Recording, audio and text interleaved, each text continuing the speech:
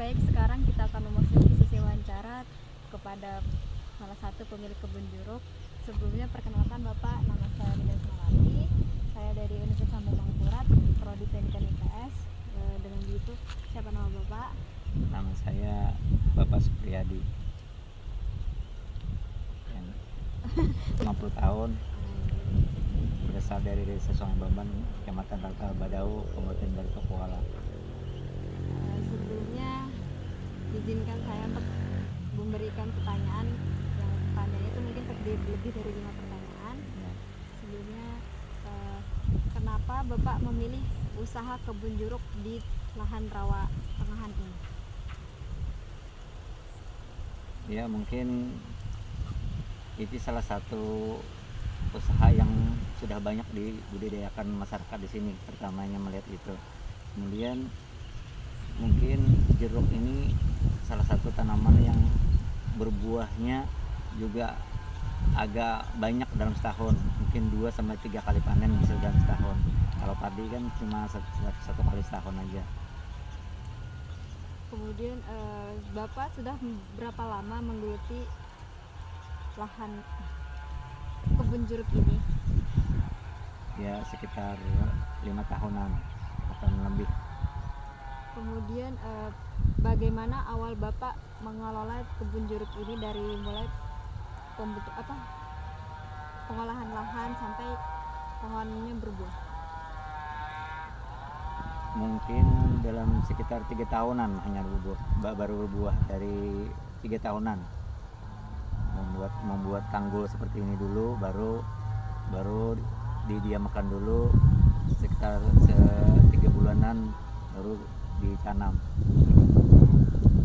Dalam airnya ini apakah tiap tahun itu harus berair terus atau memang ada masanya kering? Ya, ada masanya kering, kalau kemarau panjang pun kering. Kalau kemaraunya nggak begitu panjang, masih ada airnya di tabukannya, di selokannya. Tapi kalau di anunya apa namanya, balurannya ini karena bisa kena banyu, kalau kena air nanti mati.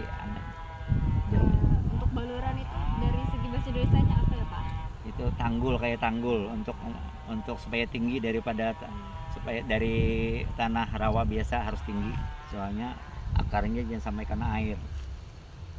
Untuk segi rasa manis dari jeruknya itu apakah terpengaruhi juga dari air yang dihasilkan dari rawa tersebut atau memang dari segi pupuk yang mempengaruhi? Mungkin air bisa mempengaruhi juga. Kalau air masam biasanya agak sedikit masam sedikit. Cuman petani biasanya kalau jeruk itu rasa masam, biasanya dibanyaki kapurnya, jadi kurang masam. Pupuknya juga dipilih pupuk yang bisa ada rasa manisnya. Untuk varietas jeruknya tuh Bapak sering varietas jeruk varian apa Pak?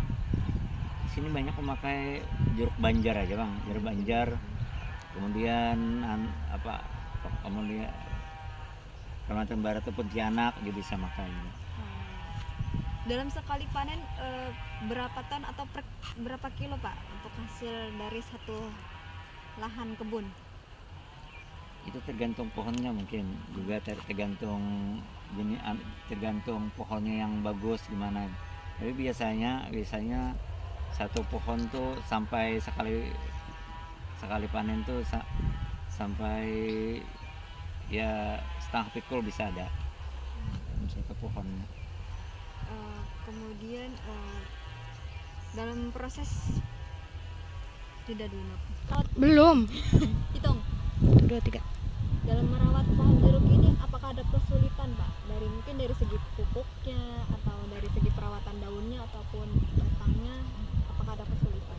Ya, kalau kesulitan semuanya usaha pasti ada kesulitannya. Kalau untuk jeruk biasanya kesulitannya itu pupuk. Untuk saat ini kan, apalagi tahun yang akan datang ini, pupuk katanya untuk membelinya pakai seperti kayak apa, harus pakai gesekan, itu harus ada jatahnya. Kemudian untuk penyakitnya juga ada, sering menyerang jeruk. Ada yang biasanya mati sampai sepohonan ini contohnya penyakit ini. Nah, penyakitnya mana? penyakit jeruknya tuh. Ada buih-buihnya itu yang merusak pohonnya sehingga pohonnya biasanya terkelupas dan jeruknya bisa mati gitu. Nah itu biasanya cara disikat pohonnya atau jet kimia bisa dipakai juga untuk menyemprotnya. Oke.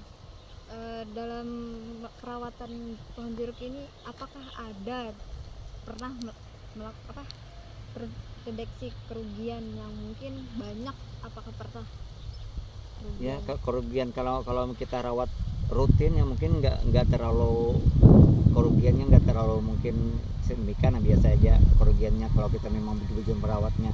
Cuman belakangan kemarin ada kerugian yang fatal petani jeruk ketika banjir menyerang Barito Kuala, tapi tahun 2021 kan banjirnya itu.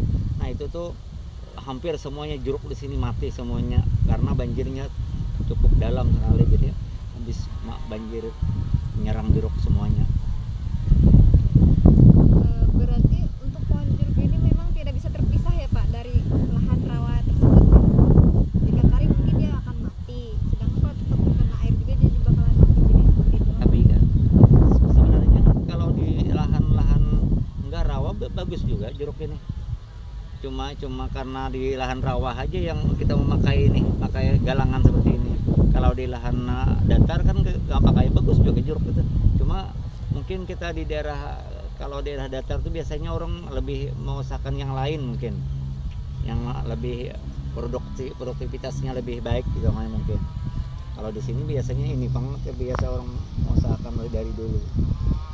Oh, berarti dari tanggul ini memang dari tradisi dulu ya Pak? Dari dulu harus diolahkan itu, soalnya kalau nggak ada diolahkan tanggul seperti ini nggak mungkin bisa akarnya menyebar, soalnya ini kan pohon tinggi ya. Soalnya bila kalau akarnya itu kena air dia sudah nggak bisa